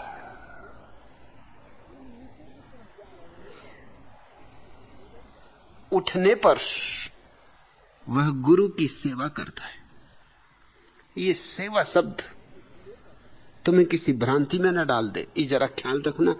उत्तिष्ठन् परिचर्ता भवति। इस देश में हमने सेवा के बड़े और अर्थ लिए थे। जब से ईसाईयत देश में आई तब से सेवा का अर्थ बिल्कुल विकृत हो गया। सेवा का जो सौंदर्य था वही नष्ट हो गया। सेवा बड़ी और ही चीज हो गई। इसलिए अच्छा हो कि 2 शब्दों का प्रयोग अलग अलग करो, परिचर्या और सेवा। परिचर्ता भवति, वो गुरु की सेवा में संलग्न हो सकता है जिसकी चेतना उठ के खड़ी हो गई। हम इस देश में सेवा उनकी करते थे जो हमसे ऊपर है। ईसाईयत ने सेवा का एक नया रूप इस देश में प्रवेश करवाया। सेवा उनकी करनी जो हमसे नीचे। सेवा करनी है दरिद्र की, दीन की, बीमार की, दुखी की। सेवा करनी है कोढ़ी की, सेवा करनी है कैंसर के मरीज की, सेवा करनी है अनाथों की, विधवाओं की, वृद्धों की। कुछ बुराई नहीं इस सेवा में, लेकिन ये सेवा सामाजिक घटना है। यह सेवा धार्मिक घटना नहीं है। इसलिए मैं कलकत्ता की मदर टेरेसा को कोई धार्मिक व्यक्ति नहीं मानता। धर्म से क्या लेना देना है? सामाजिक सेवा है, अच्छा काम है। ठीक है, किसी अनाथ बच्चे को पाल लेना बुरा काम तो निश्चित ही नहीं, अच्छा काम है। लेकिन इससे कुछ धर्म नहीं होने वाला है। धर्म तो तब घटता है जब तुम उसके चरण पकड़ते हो जो तुमसे ऊपर है। जो तुमसे नीचे उसके चरण पकड़ोगे इससे तो अहंकार ही बढ़ेगा। जब तुमसे जो ऊपर है उसके चरण पकड़ोगे तो अहंकार गिरेगा। जो तुमसे ऊपर है वही तुम्हें ऊपर की तरफ ले जा सकता है। इसको परिचर्या कहें हम। छांदोग्य कहता है उत्तिष्ठन् परिचरता भवति। जिसकी चेतना उठ के खड़ी हो गई वो गुरु की सेवा करता है। गुरु की सेवा तो हम सिर्फ इस देश में गुरु की करते थे और किसी की नहीं। सेवा गुरु की ही हो सकती है। गुरु शब्द का अर्थ होता अंधकार को मिटाने वाला। सेवा उसकी ही करनी है जिसका अंधकार मिट गया हो, ताकि हमारा अंधकार मिट सके। अरे उस दिए के करीब आओ जो जल चुका है, ताकि तुम्हारी बुझी ज्योति, तुम्हारा बुझा दिया, तुम्हारी बुझी बाती भी सुलग उठे। सेवा करने से वह गुरु के पास बैठने योग्य बनता है। क्या लाभ होगा गुरु की सेवा का? उसके पास बैठने की योग्यता आएगी। समर्पण से योग्यता आती। गुरु के पास बैठना इस जगत का अभूततम अनुभव है, अपूर्व अनुभव है। परिचरण उपसत्ता भवति। उपसत्ता सिर्फ पास बैठना ही नहीं। जब तुम गुरु के पास बैठते हो तो किसी अर्थों में गुरु की सत्ता से आच्छादित हो जाते हो, उसकी आभा से मंडित हो जाते हो, उसकी तरंगों में डूब जाते हो। जैसे कोई नदी में स्नान करता है, शीतल जल में तो शीतल हो जाता है, ऐसे ही गुरु के पास भी एक शीतल ऊर्जा है। वो स्वयं शीतल हुआ है, वह स्वयं शांत हुआ है, मौन हुआ है। तो उसके पास एक सरोवर है, तुम उसमें डुबकी लगाओ। यही गंगा स्नान है, यही वस्तुतः तीर्थ स्नान है। गुरु के पास होना ही तीर्थ में होना है। और गुरु को जिसने पा लिया उसने तीर्थंकर को पा लिया। उसकी सत्ता आच्छादित करने लगती तुम्हें।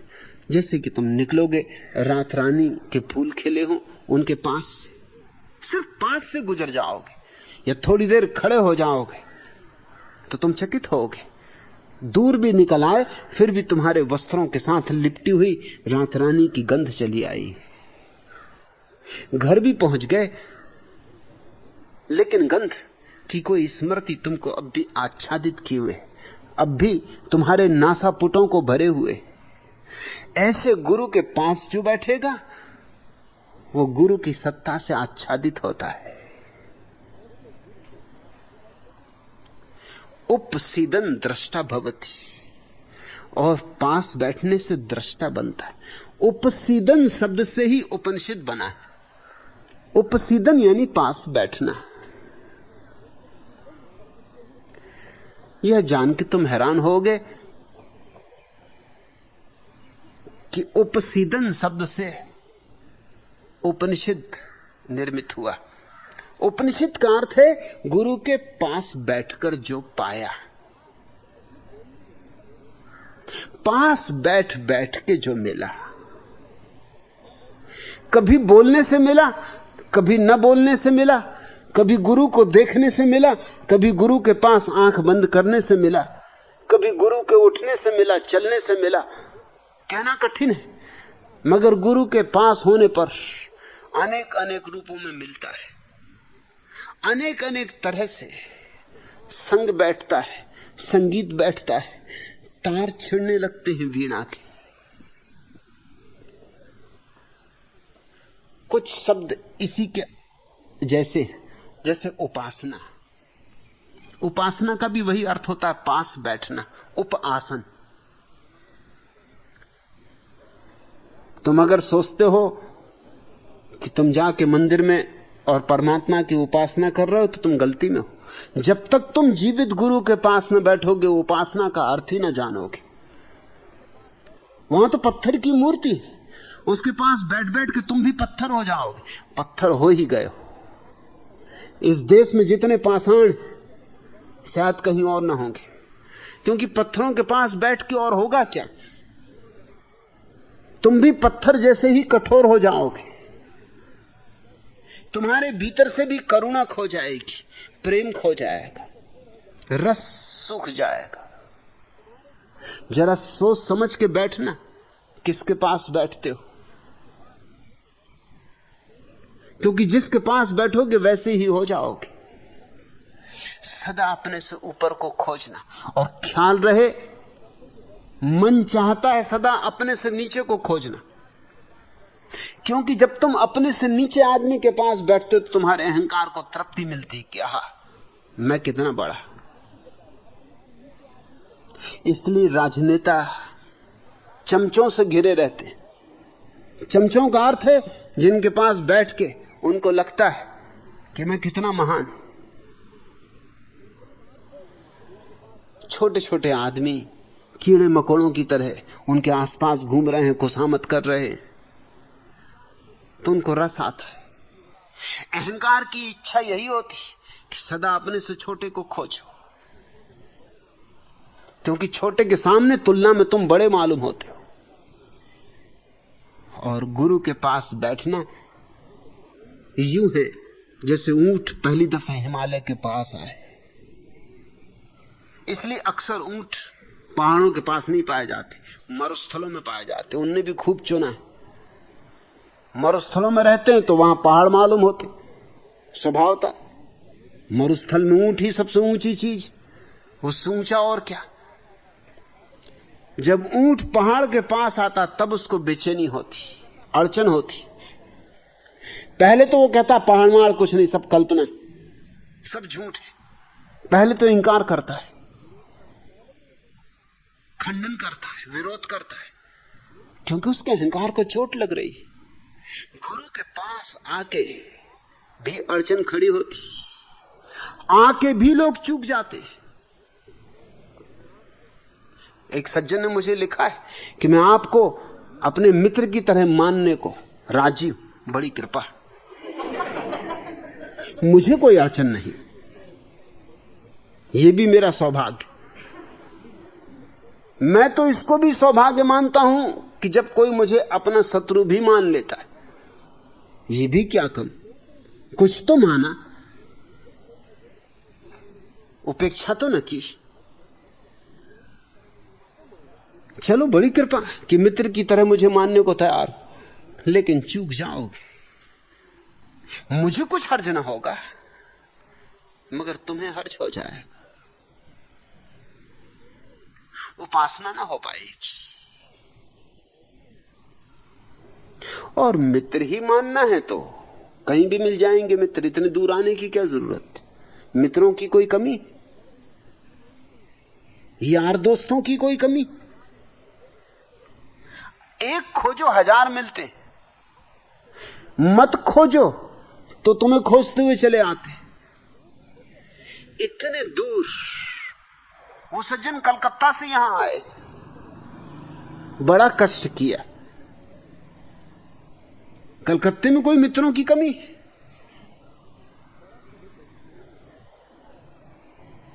लेकिन उन्होंने ऐसा लिखा है जैसे मुझ पर बड़ी कृपा कर रहे हैं, अनुकंपा कर रहे हैं, बड़ा दया भाव प्रकट किया है कि आपको मित्र भाव में स्वीकार कर सकता हूं। लेकिन उनको शायद ख्याल भी ना हो, शायद चेतना में उनके बात भी ना हो कि ये उपासना को इंकार करना है। मैं तो राजी हूं, जिस भाव में स्वीकार करो, मेरा क्या बनता बिगड़ता है। मित्र तो मित्र, शत्रु तो शत्रु, कुछ नहीं तो कुछ नहीं। न मेरा कुछ खोता है, न मुझे कुछ मिलता है, न मुझे कुछ लेना, न मुझे कुछ देना। जो कुछ होना है तुम्हारा है। उपासना शब्द का अर्थ मंदिर की पूजा नहीं, वह भी गुरु के पास बैठना है। और वही उपवास शब्द का भी अर्थ है। उपवास का भी अर्थ होता है पास निवास करना, पास वास करना। वो भी गुरु के पास ही हो सकता है। अनशन उपवास नहीं, भूखे मरना उपवास नहीं। हाँ, गुरु के पास ऐसी तल्लीनता से बैठना कि न भूख याद रहे न प्यास याद रहे, भूख भूल जाए, प्यास भूल जाए, कुछ भी याद ना रहे, शरीर भी भूल जाए, यूं बैठने का नाम उपवास है। गुरु के पास यूं तल्लीन होकर बैठ जाना कि तुम मिट ही जाओ, उपासना है। और ऐसी उपासना में, ऐसे उपवास में जो सुन पड़ेगा, जो समझ आ जाएगा, जो किरण तुम्हारे प्राणों में उतर जाएगी, वही उपनिषद बन जाती है। उपनिषद का अर्थ है पास बैठकर जो पाया। उत्तिष्ठन् परिचरता भवति, परिचरन् उपसत्ता भवति, उपसीदन् दृष्टा भवति। और जो पास बैठेगा उसे आंख मिलती, वो दृष्टा हो जाता है, उसे नजर मिलती देखने की, अपने को देखने की। और सब देखने की नजर तो तुम्हारे पास है, बस अपने को देखने की नजर नहीं। और सब तो तुम देख लेते हो, अपने से चूक जाते हो। गुरु के पास बैठने से दृष्टा बनता है, श्रोता बनता है। ये बहुमूल्य शब्द है। श्रोता का अर्थ इतने नहीं होता कि तुमने सुन लिया। सुनते तो सभी हैं, मगर सभी श्रोता नहीं होते। सुनते सभी हैं, सभी श्रावक नहीं होते। सुन तो कोई भी लेता जिसके पास कान, लेकिन एक कान से गई बात तो दूसरे कान से निकल जाती। अगर तुम पुरुष हो तो एक कान से जाती, दूसरे कान से निकल जाती। अगर स्त्री हो तो दोनों कान से जाती और मुंह से निकल जाती, मगर निकल जाती, रुकती नहीं, अटकती नहीं, ठहरती नहीं। ठहर जाए, हृदय में उतर जाए। और हृदय में तभी उतर सकती है जब तर्क से न सुनी जाए, वितर्क से न सुनी जाए, विवाद से न सुनी जाए, जब संवाद घटित हो, जब संगीत बजे, जब शिष्य और गुरु के हृदय एक साथ धड़कते, जब उनके बीच कोई भेद नहीं रह जाता, जब अभेद सधता है, तब व्यक्ति श्रोता बनता, सुनता है, पहली बार सुनता है, देखता है, पहली बार देखता है। और हिंदी में अनुवाद ठीक नहीं किया तुमने लिखा सहजानंद मनन करने वाला बनता है। नहीं, मनता शब्द ठीक है। वो तुम देखो, ख्याल करो मूल में, उपसीदन दृष्टा भवति, श्रोता भवति, मनता भवति। सुनने वाला नहीं बनता, श्रोता बनता है। देखने वाला नहीं बनता, दृष्टा बनता है। मनन करने वाला नहीं बनता, मनता बनता है। फर्क क्या है? मनन तो सभी करते हैं, लेकिन मनन हमेशा किसी और चीज का किया जाता है, किसी विषय का किया जाता है। दर्शन तो सभी को होता है, लेकिन किसी और चीज का होता है। श्रवण तो सभी करते हैं, कान है तो सुन लेते हैं, आंख है तो देख लेते हैं, मन है तो मनन कर लेते हैं। लेकिन ये कुछ और बात है, दृष्टा, श्रोता, मनता। बाहर से इसका संबंध नहीं है। आंख भीतर मुड़ जाए तो दृष्टा, श्रवण भीतर मुड़ जाए तो श्रोता, और मनन भीतर मुड़ जाए तो मनता। ये अंतर यात्रा है। और जब ये तीन घटनाएं घटती हैं, तो इन तीनों घटनाओं का इकट्ठा जो अर्थ है वो है बुद्ध। बुद्ध बनता है, बौद्धा भवति। और जो बुद्ध बन गया, उसके जीवन में पहली दफा कर्तृत्व पैदा होता है, कर्ता भवति। बड़ा अनूठा सूत्र है,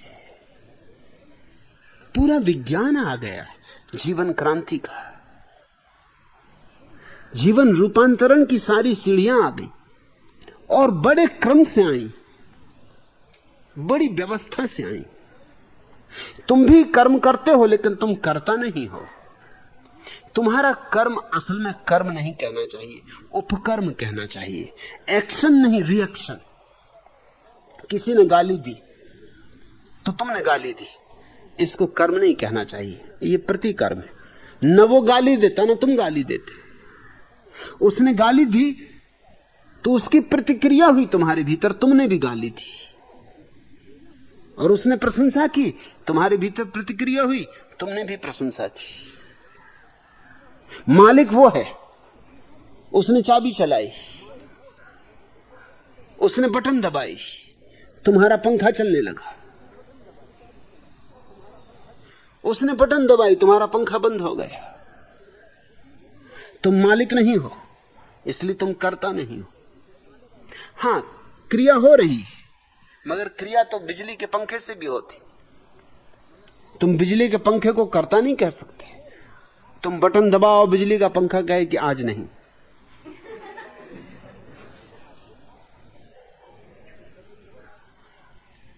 आज तो छुट्टी का दिन है,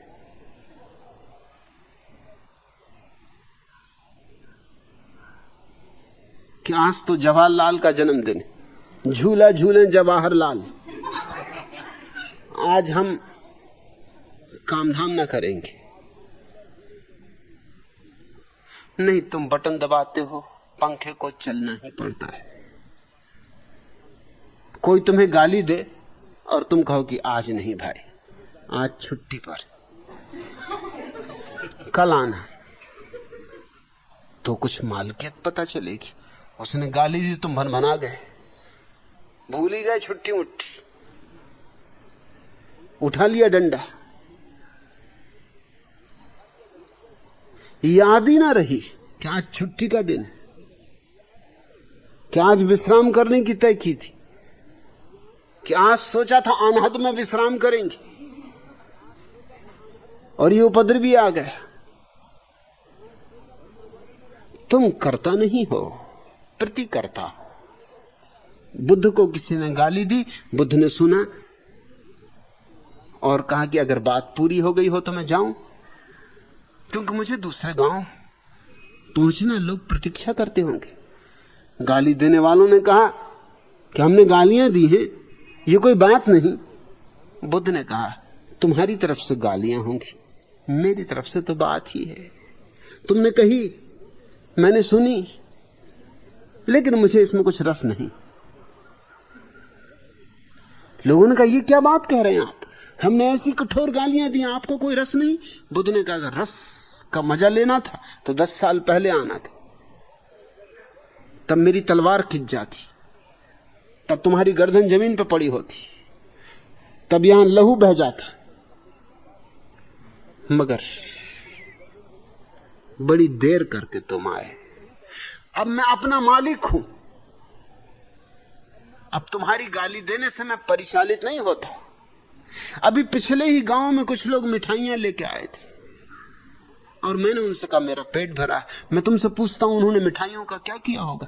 एक आदमी ने भीड़ में से कहा क्या किया होगा, घर ले गए होंगे, बच्चों को बांट दी होंगी। बुद्ध ने कहा वही तो मुझे तकलीफ हो रही कि अब तुम क्या करोगे। तुम गालियां लाए, मैं कहता हूं मैं लेता नहीं, मेरा पेट भर चुका, अब तुम क्या करोगे। ले जाओ भाई, बच्चों को बांट देना, पत्नी को दे देना, भाई बंधुओं को बांट देना। मैं तो नहीं लेता, तुम देते हो ये तुम्हारी मर्जी, धन्यवाद, मगर मैं लेता नहीं। और जब तक मैं ना लूं तुम मुझे कैसे दे सकते हो। मालिक हूं मैं अपना। ये सूत्र कहता है पहले व्यक्ति दृष्टा बनता, गुरु के पास बैठ के श्रोता बनता, मनता बनता, फिर बुद्धत्व को उपलब्ध हो जाता। ये त्रिकोण पूरा हो गया कि बुद्धत्व घटित हो जाता है और तब कर्ता बनता है। सिर्फ बुद्ध ही कर्ता होते, और जो कर्ता बन गया वही विज्ञानी। उसने ही जानने योग्य जो है उसे जाना, उसने अपने को जाना। अपने को जाना तो सब जाना। सहजानंद, मैं तुम्हारी तकलीफ समझता हूं। तुम्हें यह सूत्र अजीब लगा क्योंकि विज्ञान के विरोध से शुरू होता है और विज्ञानी की प्रशंसा पर पूर्ण होता है। मगर विज्ञान है पर को जानना और विज्ञाता होना है स्व को जानना। विज्ञान है साइंस, विज्ञाता है धर्म। और ये बीच की सारी सीढ़ियां समझने योग्य, बहुमूल्य। मगर हम अपने ही ढंग से समझते तो हमें कीमती से कीमती बातें भी अजीब सी लगने लगती। हमारी भी मुसीबत है।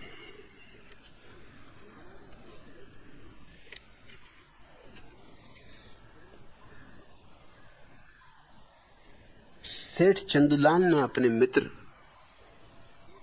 ढब्बू जी से कहा, मेरे दांत में बहुत दर्द है। ढब्बू जी क्या करूं? ढब्बू जी ने कहा, कुछ करने की जरूरत नहीं। मेरे भी दांत में एक बार ऐसा दर्द हुआ था। मैं अपने घर गया और मेरी पत्नी के एक चुंबन मात्र से ही सारा दर्द खत्म हो गया। इसलिए मेरी मानो और जैसा मैंने किया वैसा करो। सेठ चंदूलाल बोले, बात तो बिल्कुल ठीक है, लेकिन क्या तुम्हारी पत्नी इस बात के लिए राजी हो जाएगी?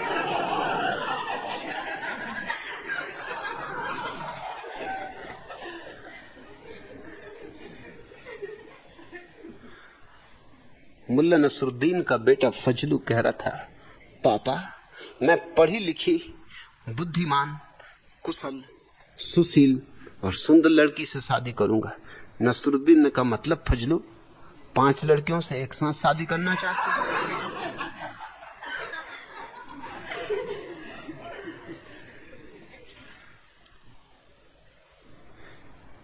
एक स्त्री ने किसी फोटोग्राफर से मेले में पूछा, बच्चों की फोटो किस रेट से उतारते हो? फोटोग्राफर ने कहा, 10 रुपए में 12। तब तो मैं बाद में आऊंगी। फोटोग्राफर ने कहा, क्यों? उसने कहा, अभी तो मेरे सिर्फ 2 ही बच्चे। समझने के ढंग, अपनी अपनी समझ। एक युवती जैसे ही नदी में कूदने को थी कि चौकीदार ने उसे टोक दिया, रोक दिया। बोला कि नदी में नहाने की मनाही। युवती ने गुस्से में कहा, जब मैं कपड़े उतार रही थी तभी तुमने ये बात क्यों न बताई? चौकीदार बोला, यहां सिर्फ नहाने की मनाही, कपड़े उतारने की।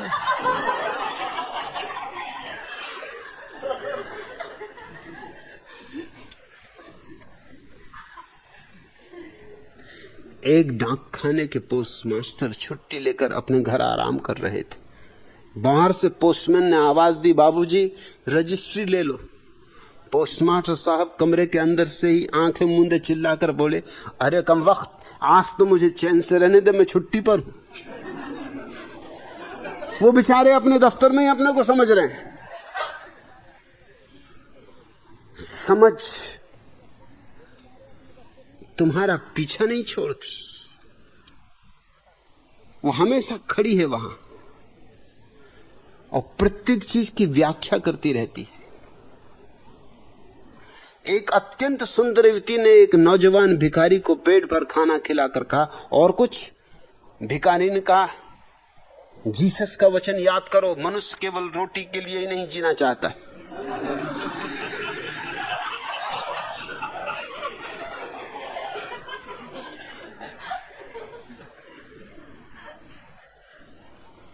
किसी गुफा में 3 साधु ध्यान मग्न बैठे थे। एक दिन उधर से शेर गुजरा। 6 महीने बाद एक साधु बोला, कितना सुंदर शेर था। 1 साल बाद दूसरा साधु बोला, ये शेर नहीं चीता था। 2 साल बाद तीसरा साधु बोला, यदि तुम दोनों इसी प्रकार लड़ते झगड़ते रहे तो मैं किसी दूसरे स्थान पे चला जाऊंगा। आज इतना।